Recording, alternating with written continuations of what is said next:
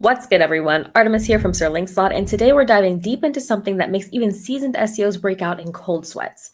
SEO reporting. You know that monthly ritual where you stare at Google Analytics like you're trying to decode ancient hieroglyphics? Yeah, we're fixing that today. As always, I've got some solid stats for you. According to industry research, SEO professionals spend anywhere from 30 minutes to several hours per month on each client report, yet 73% of stakeholders say that they don't understand what the data actually even means for their business. That's like ordering a gourmet meal and getting served alphabet soup. Technically, it is food, but nobody knows what they're eating.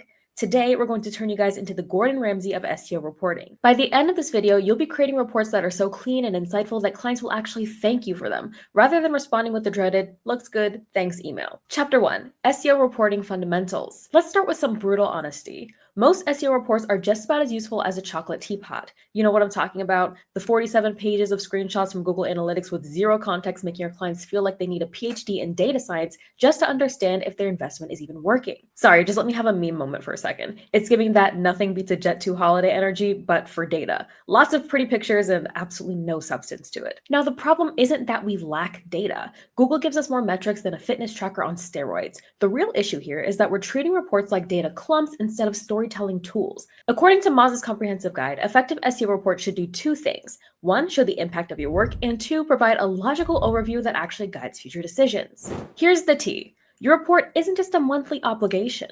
It's your chance to prove ROI, secure budget increases, and position yourself as a strategic partner rather than just another vendor. Search Engine Journal emphasizes that reports should function as communication tools that also reinforce your messaging, not create confusion. Stat alert! SEOs who focus on business-relevant metrics for their reports are 3 times more likely to get budget increases compared to those who focus purely on rankings. The foundation of killer reporting starts with understanding your audience. Are you reporting to another SEO who just wants to see crawl data and technical metrics? Or are you presenting to a CEO who cares about only one thing?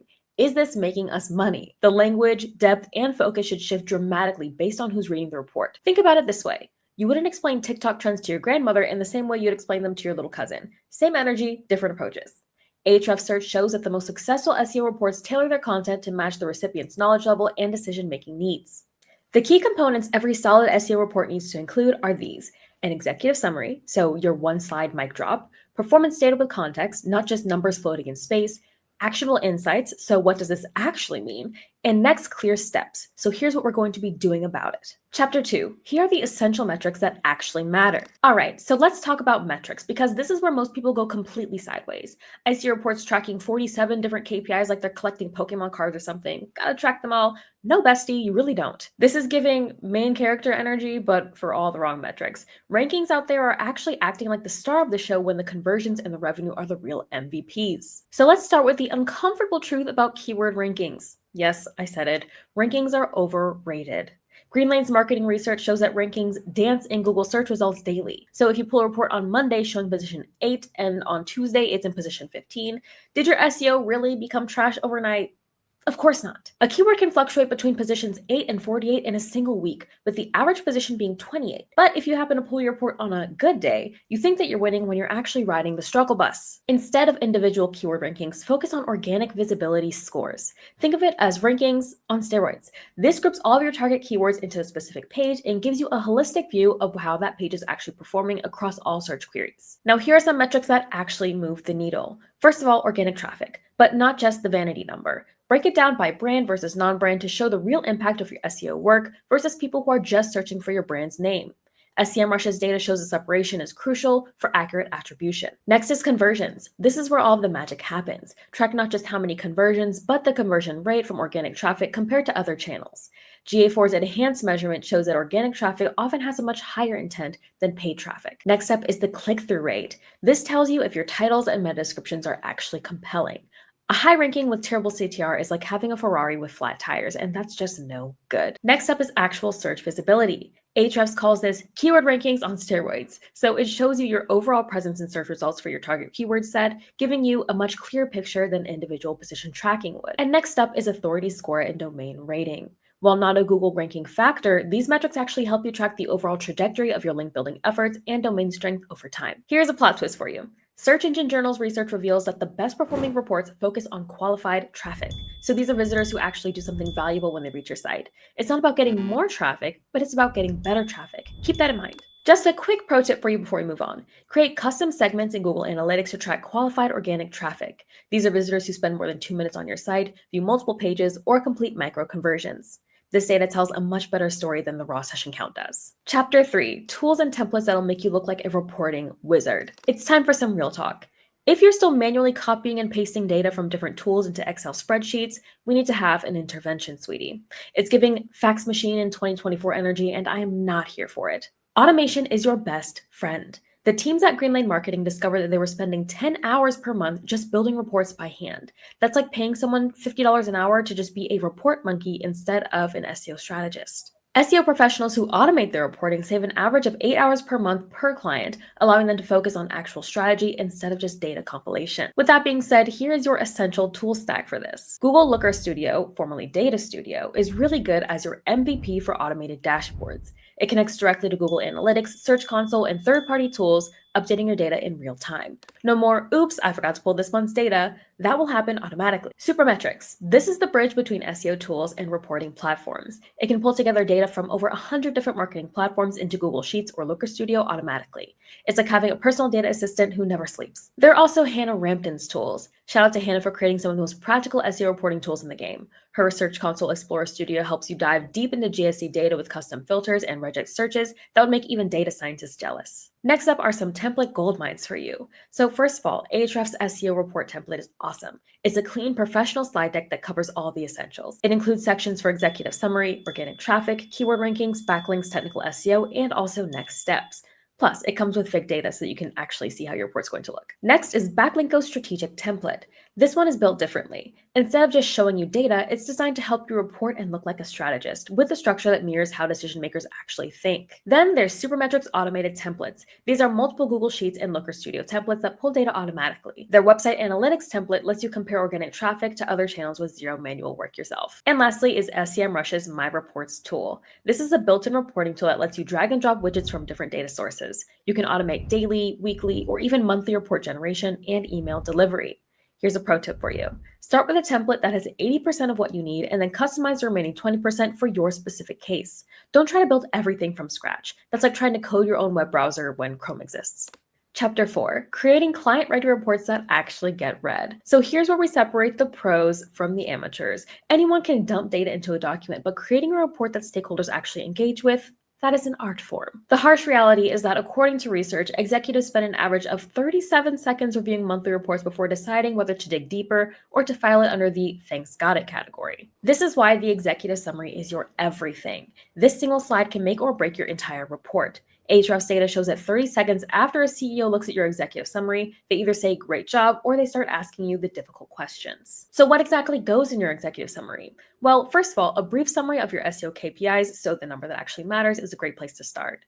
Next step, put in your SEO wins that are worth bragging about, then the most important tasks that you actually completed this period, and also issues that need attention, but be honest about these challenges. It should follow a storytelling structure, so your report should read more like a Netflix series. Each section builds on the previous one, leading to a satisfying conclusion with clear next steps. We're going for a plot twist that makes sense energy, not a confusing art film that nobody understands energy. Get what I mean? Here is the power of visual hierarchy. Backlinko's template research shows that reports with clear visual hierarchy, so headlines, subheadlines, bullet points, charts, things like that, get read 67% more thoroughly than text-heavy documents. And don't forget, as always, content is king. Don't just say organic traffic increased by 23%.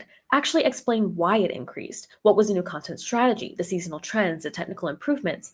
Moz emphasizes that context transforms data from confusing numbers into actionable insights. Another important one to note is the brand versus non-brand split. This is crucial for established brands. If your organic traffic spiked, but it's all brand searches from a recent PR campaign, that's definitely different from a non-brand traffic growth from your SEO efforts. Ahrefs recommends using Google Search Console to filter these separate metrics clearly. Pay attention to your conversion attribution as well. This shows how organic traffic converts compared to other channels. GA4's enhanced e-commerce tracking makes this easier than ever. If organic visitors have a 4.2% conversion rate while paid searches has 2.8%, that story sells itself. Now, about technical SEO health scores. Instead of overwhelming your clients with crawl errors and 404s, use tools like Ahrefs Site Audit Health Score. This is a single metric that represents the overall technical health of your site. Save that detailed technical stuff for the appendix. And finally, of course, the next steps section. This is where you transition from a reporter to a full-on strategist. Based on everything you've shown, what are the 2 to 4 highest impact actions for the next month? This section turns your report from a historical document into a strategic roadmap.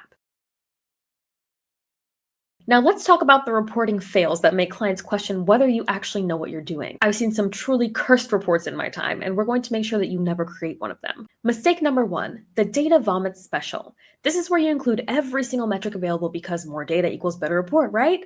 Wrong. Search Engine Journal's research shows that reports with more than 12 key metrics have a 40% lower action rate than focused reports. This is truly giving trying to order everything on the menu energy. It sounds good in theory, but you'll end up overwhelmed and nothing ever tastes right. Mistake number 2, the ranking dance trap. Reporting rankings without context is like checking your weight every single hour and then panicking when it fluctuates. Keywords can rank position 10 one day and then position 20 the next, and then back to position 12 the day after.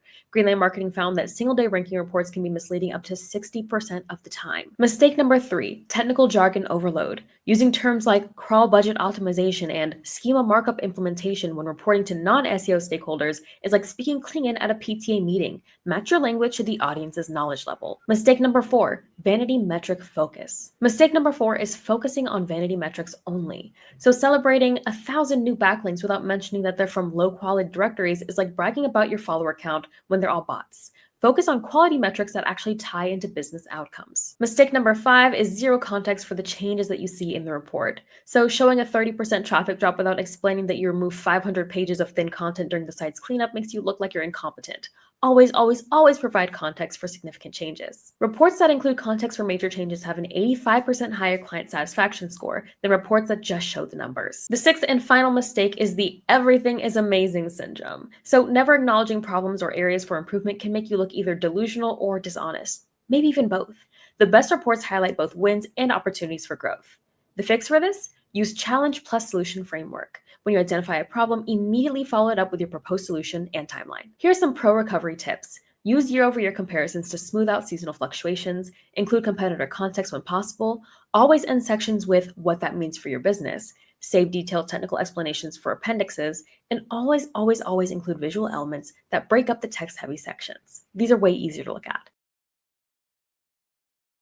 All right, now we're entering the masterclass territory. These are strategies that turn you from person who makes reports into a strategic SEO consultant who just happens to create incredible reports. Cohort analysis for content performance. Instead of just showing which blog posts get the most traffic, track how content actually performs over time. A post that gets 1,000 visits in month 1 but then drops to 100 in month 3 has very different implications than a post that starts slow and then builds to 1,500 visits by month 6. Competitive context. Include competitor performance data to show relative market position. If your organic traffic dropped 10% but your main competitor dropped 25%, that's actually a win disguised as a loss. Search intent mapping. Group your keyword performance by search intent, so informational, navigational, or transactional.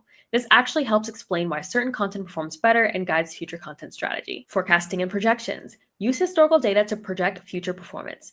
Based on current trends, we project a 35% increase in qualified organic traffic by Q4, something like that. Attribution modeling.